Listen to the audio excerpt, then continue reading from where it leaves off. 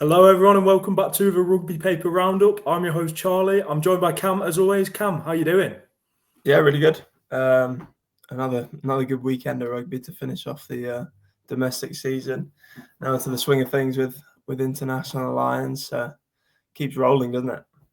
Yeah, I mean, I'd say a good weekend of rugby is slightly generous from you, but that might be my Leicester Tigers bias. Every weekend's a good weekend of rugby for me. Well, yeah, no. Aside from the Prem final, which is actually what we're going to be talking about today, but from my perspective, obviously not the most enjoyable of watches. But yeah, that might be slightly clouded by the fact that I'm currently recording this from a Leicestershire postcode. But yeah, I mean, on to the Prem final. Obviously, Bath 23-21 winners. It was actually a very close, hard-fought game. I would say good for the neutral. I mean, obviously, you're more of a neutral than me. Was it good for the neutral? It depends what kind of neutral you are, I think. It was cagey, wasn't it? Yeah. I mean, I still can't believe it. After Leicester scored in those first 5 minutes, if you look at it like that without watching it, Leicester scored in the first 5 minutes and then Bath have, double-digit errors in that first half. I think Leicester really missed a chance in that, 5 to 25-minute period where Bath were really off it. And Tigers didn't really throw a punch. I think if they had their chance again and did things different attacking wise, that could have been a very different first half. They could have sort of been going in double-digit lead into the second half, which obviously changes the game completely. It was a good game. It was you're definitely on the edge of your seat the whole time. It was a good game for the neutral. Obviously, controversy at the end always helps as well. It was an intriguing game, yeah. I think Leicester, if they had their time again, they definitely could have taken that game by the scruff of the neck in the first half.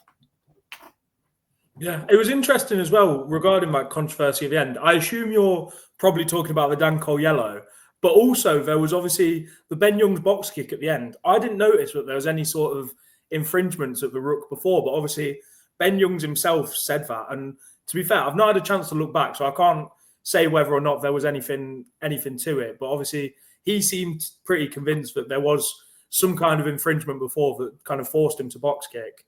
Because at the time, it did seem like a baffling decision. He's probably right. But to be honest, it's one of those where if you went back through every minute of the game, you could find something that someone wouldn't be happy with. I mean, the decision to kick, I've seen a lot of people say it was right just because slow ball, you want to compete, etc. I will never be of that belief. I don't think you kick the ball away with a minute to go, especially when you're not, if you're 10 meters from your own line, maybe you give yourself more of a chance trying to compete a kick. The kick was poor anyway; it was too long. But if you've got the ball a minute left and you're sort of on the 10-meter line inside your own half, I think you run. I think you keep it and try and back yourself, especially when it's a 2-point lead. If you're trying to score, maybe you want territory, but you've got to get, from where they were, 15 meters and you're in kicking range. If Bath give away a penalty, so I won't ever understand that decision to kick. But I want to know your thoughts on the real controversial moment at the end. Well, I mean, as mentioned, I might be a bit biased. I think it's a very harsh yellow. I just don't see where else he can go after he's jumped to try and block the kick. I guess maybe there's not really much of a chance that he's going to actually block the kick, but you kind of want to put pressure on just as a player. And when he's made that decision to put pressure on and block the kick, which is, fair enough, he's allowed to do that. I just don't see where he can go. And people are saying he turned and led with his shoulder. I just feel like that's just him trying to kind of break his, not even fall, but just break his jump. And yeah, it's natural. You're always going to turn in that situation. You're always going to turn your shoulder in that situation. You're not going to run into someone chest on and clatter into them. I think where me and you differ is if you don't want to run the risk of that, don't jump. especially when you're that's fair. That's fair. right head prop and 5 meters away from the ball that you're never going to get. I get he's eager and wants to try and make a play that he's probably never made in his career, to be honest. But it was a moment of madness, I think. I mean, it was definitely a penalty either way, and the score would have been the same. He would have kicked the penalty in. Obviously, who knows? Dan Cole on the last 10 minutes extra man would have helped, obviously. But I just he ran that risk, and I don't really know why. It was pretty unnecessary, to be honest. I mean, obviously, people feel hard done by Leicester fans, and obviously some of the players that come out, especially Youngs and Cole, about some of the officiating. It's been interesting, actually. I guess they've sort of got a license now that they've finished playing, but they've been outspoken. Yeah, definitely. And I think as well, what makes it seem like almost a worse decision is the fact that it was his last game, and there's that emotion both from fans and obviously both from him. I think that does kind of amplify the decision to effectively, end his career, if you will. He didn't get back on. But I thought it was an incredibly harsh yellow. We can agree. Exactly. We can agree to disagree. Yeah, it was a good game. I can see both sides.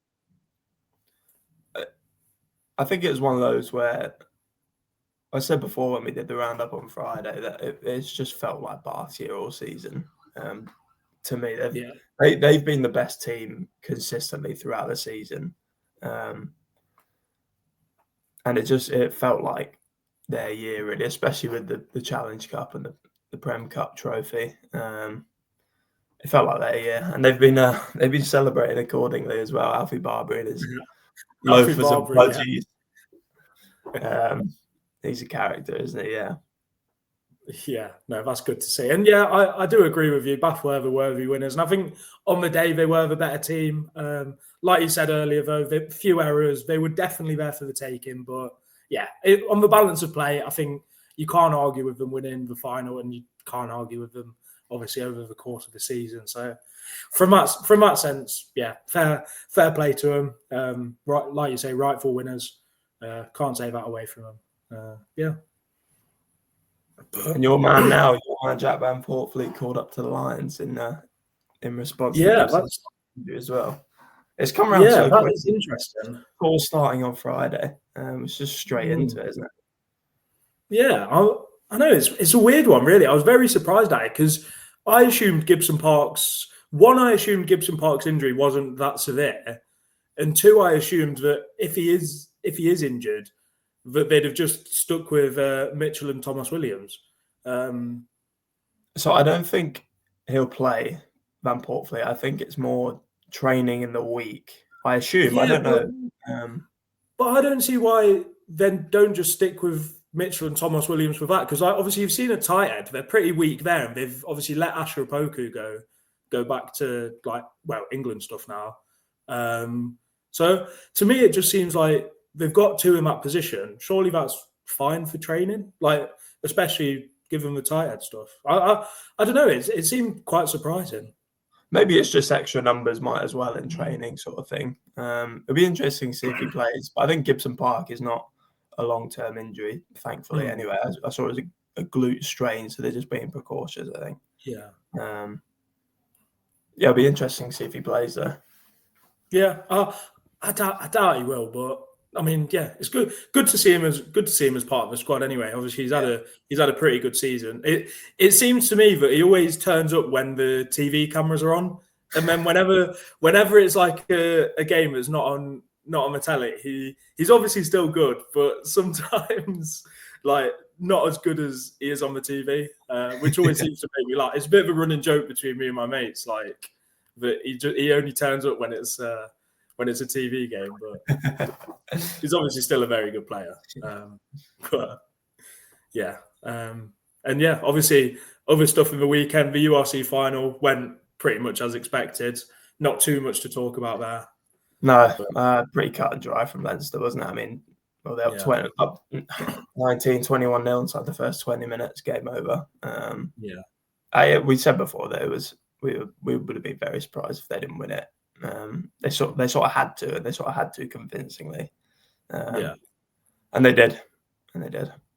Yeah. So no, good for them. And yeah, is there anything else you want to talk about? I don't know, top 14 Super Rugby. I know you're into that, but they played, obviously. Yeah, final.